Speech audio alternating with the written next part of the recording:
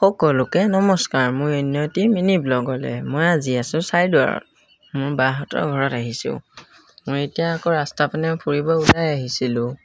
ৰাস্তা পিনে ফুৰি মই আকৌ পথাৰেদি বাহঁতৰ ঘৰলৈ যাবলৈ ওলালোঁ। আজি যিহে গৰম দিছে, আপোনালোকৰ গৰম লাগিছেনে নাই কমেণ্ট এটা কৰি জনাব।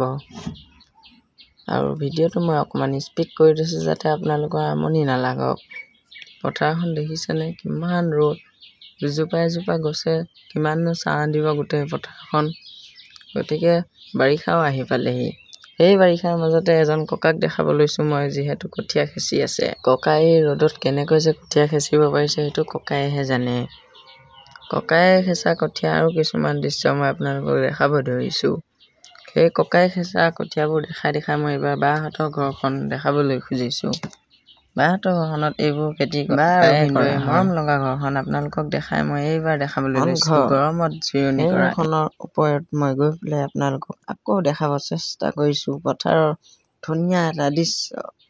সেই ধুনীয়া দৃশ্য চাই মই ওপৰৰ অংশটো অকণমান দেখাই আজি আপোনালোকৰ ওচৰৰ পৰা মই ভিডিঅ'টো সমাপ্ত কৰিলোঁ।